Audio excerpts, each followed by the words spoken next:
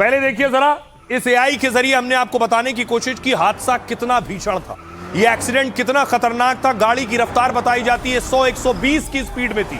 जब गाड़ी 120 की स्पीड में हो और डिवाइडर से जाकर टकराए तो सोचिए उसका क्या हश्र और हाल होता होगा। वो मैं आपको दिखाऊं उसकी तस्वीर। ये देखिए, ये गाड़ी की तस्वीर आप देख रहे हैं, जिससे आपको अंदाजा होगा गाड़ी में लेफ्ट साइड पूरी तरह से उड़ गई, क्योंकि लेफ्ट साइड में ही अबान बैठा हुआ था।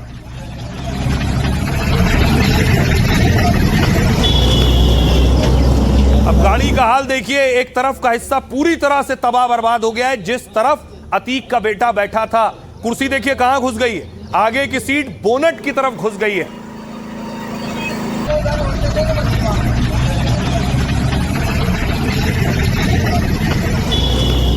अब अगली तस्वीर मैं आपको दिखाऊं, ये आप देख रहे हैं, ये जो तस्वीर है जहां उसका शव पड़ा हुआ था, लोग पहुंचे हुए थे।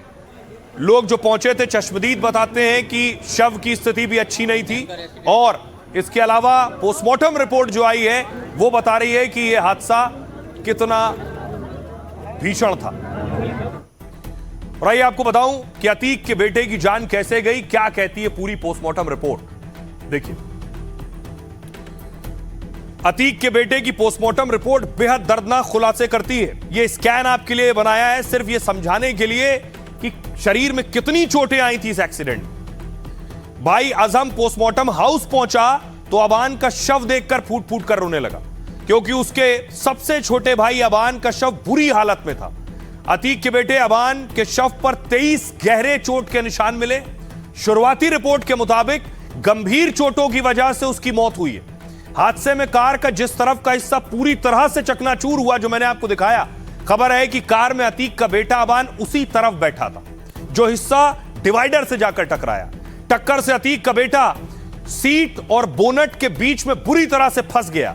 उसके बाद पैर टूटकर मुड़ गए थे और सिर पर गहरी चोटें आई थी, सिर पर भी चोटें थी। अबान के शरीर में इतनी गहरी और अंदरूनी चोटें थीं कि उसके मुंह से खून निकल रहा था। कार के डिवाइडर से टकराने पर शरीर में जगह जगह गहरी चोटें आई हैं। जोरदार टक्कर से अबान के लीवर, फेफड़े और तिल्ली तक फट गई। उसके शरीर की कई पसलियां टूट गई। पोस्टमार्टम रिपोर्ट के हिसाब से गंभीर ब्रेन हैमरेज की भी जानकारी है।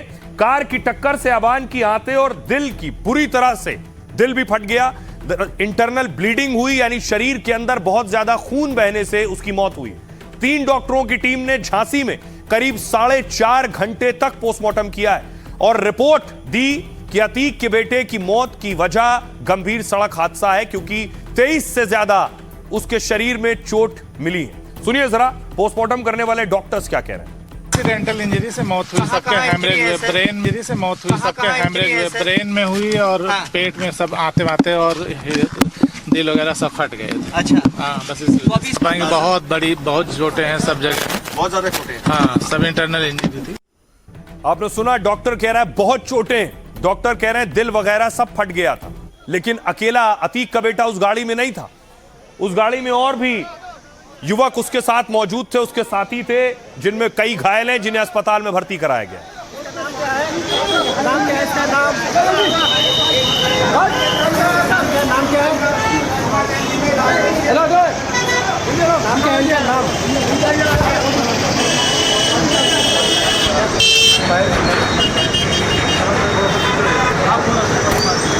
उस गाड़ी में लगभग 5 लोग बैठे हुए थे, 2 की मौत हो गई है, 3 घायल हैं। आइए अब आपको बताऊं कौन चला रहा था गाड़ी और किस किस की गई ये जान। ये आपके सामने आ गई सबकी तस्वीरें। ये अबान की तस्वीर देख रहे हैं, मोहम्मद जैद, सोनू, उमर अहमद और फारूक, ये 5 लोग 5 सीटर गाड़ी में मौजूद थे। सबसे पहले देखिए अबान क्या कर रहे थे। ड्राइवर की बगल की सीट पर अतीक का बेटा बैठा था। खबर है कि सीट बेल्ट नहीं पहनी हुई थी उसने। कार की टक्कर से सबसे ज्यादा चोट अबान को ही आई है, मौके पर ही अबान की मौत हो गई उसके बाद।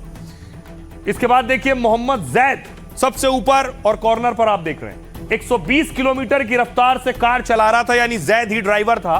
मोहम्मद जैद अतीक का खास रिश्तेदार भी है, अतीक की बहन का दामाद बताया जा रहा। और जैद हरदम अबान और अजम यानी जो छोटे बच्चे उनके साथ रहता था।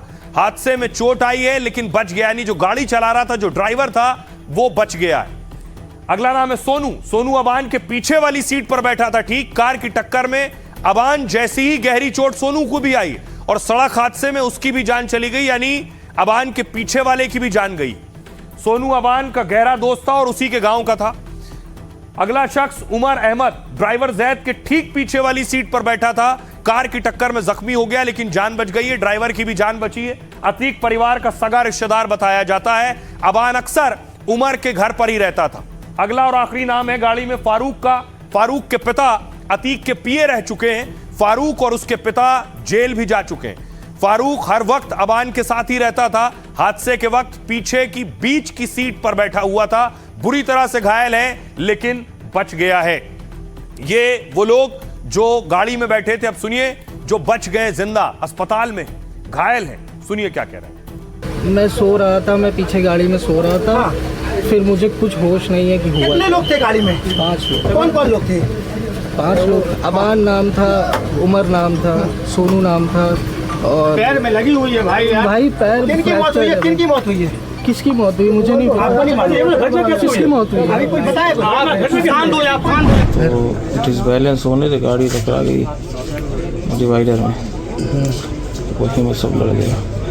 फिर सभी लोग घायल हो गए। हाँ, उसके बाद नहीं याद, फिर रोड पे पड़े हैं, उसके बाद नींद खुली है, फिर यहाँ आए। उसमें अतीक अहमद का लड़का था। हाँ, छोटे वाले। क्या नाम था उनका? अबान। जा रहे थे मिलने भाई से जेल में।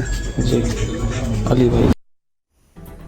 तो जानकारी के मुताबिक अतीक का बेटा अबान बड़े भाई से मिलने के लिए झांसी जेल जा रहा था और उस वक्त हादसा हुआ। अबान की मौत हो गई। अब अबान के सुपुर्द खाक करने की तैयारी चल रही है। ये तस्वीर आप देख रहे हैं। जब लोगों को पता चला तो भारी संख्या में लोग जुटने लगे। शाइस्ता के घर के आसपास लोग पहुंचने लगे।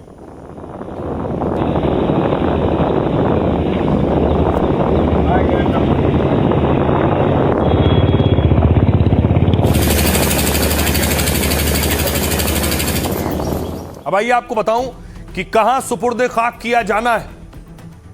अतीक की कब्र के पास बेटा दफन होगा। अबान के भाई और रिश्तेदारों को पहुंचने में वक्त लग रहा है, इसलिए परिवार ने अबान के शव को डीप फ्रीजर में रख दिया है। प्रयागराज में देर रात या कल उसे सुपुर्द खाक किया जा सकता है।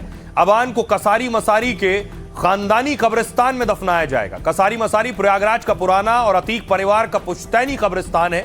अतीक अहमद के पिता दादा का भी इसी जगह अंतिम संस्कार हुआ था। इसी कब्रिस्तान में अतीक अहमद को दफनाया गया था। चाचा अशरफ और भाई असद की कब्र भी इसी कब्रिस्तान में। पिता और भाई की कब्र के पास अबान को भी मिट्टी देने की तैयारी है। अबान के शव को दफनाने के लिए बाकायदा कब्र भी खोद ली गई और उसके जनाजे में शामिल होने के लिए गांव के सैकड़ों लोग पहुंच गए। लोगों को की भीड़ को देखते हुए इलाके में भारी पुलिस तैनात कर दी गई है। जेल से अतीक के दोनों बेटे भी आ रहे हैं और इसलिए सुरक्षा बढ़ा दी गई। अतीक के गांव हटुआ से कसारी मसारी कब्रिस्तान की दूरी करीब 17 किलोमीटर है और इस 17 किलोमीटर इलाके में प्रयागराज पुलिस हाई अलर्ट पर है। सुनिए क्या कुछ कह रहा है अबान का भाई। बस ये है कि हमारे भाइयों को मिट्टी में आने दिया जाए। बस ये है कि हमारे भाइयों को मिट्टी में आने दिया जाए। अल्लाह की चीज़ थी, अल्लाह ने ले ली, इससे ज़्यादा कुछ नहीं।